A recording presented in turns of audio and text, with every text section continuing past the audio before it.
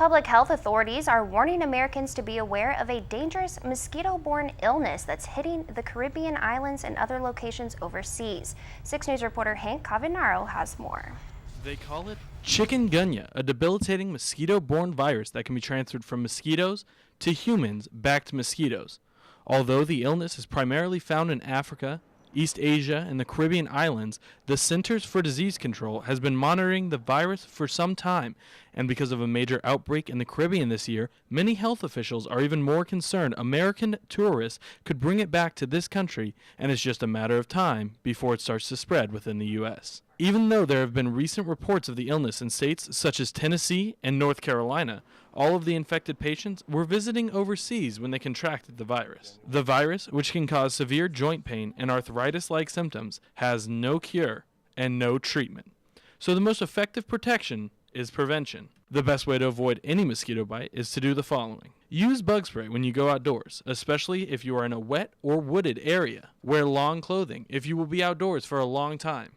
If you are going overseas, especially in tropical areas, pack protection against mosquitoes. And get rid of any standing water you may have around your home. Mosquitoes breed in still waters. The fewer little mosquitoes, the fewer amounts of big ones. Hank Cavagnaro, 6 News.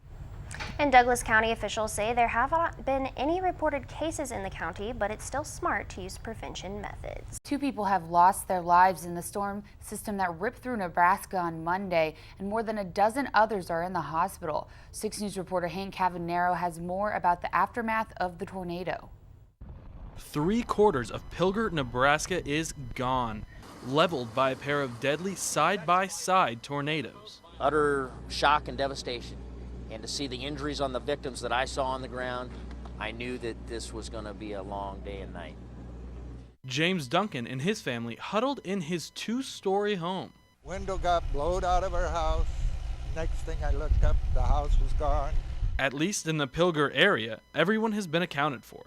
We received no calls over the night hours of saying that my son's missing, my mother's missing, my grandfather. We've not had one single call reporting somebody's missing. Pilger is not alone. The damage is spread across 3 other nearby towns.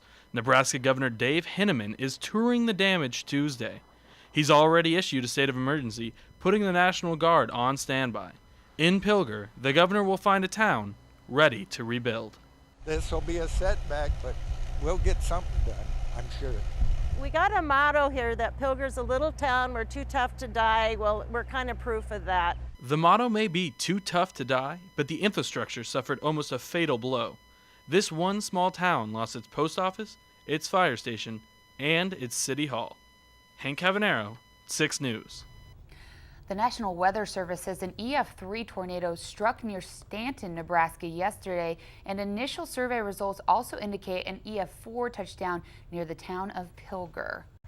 And it's been in the works for 4 years, and tonight a local organization will officially submit its application for accreditation. The accreditation standards for public health were established in July 2011, and the Lawrence Douglas County Health Department has been working ever since to earn the elite status. The department has uploaded hundreds of documents to an official website to prove it's met the 97 standards for accreditation. There are currently only 31 public health departments who have received the accreditation. They'll just get a feel for where we are, what our capacities truly are. I mean, you can put things down on paper, but seeing things with your own eyes is really that check that they will make. Now that the paperwork has been filed, the department will just have to wait for its approval.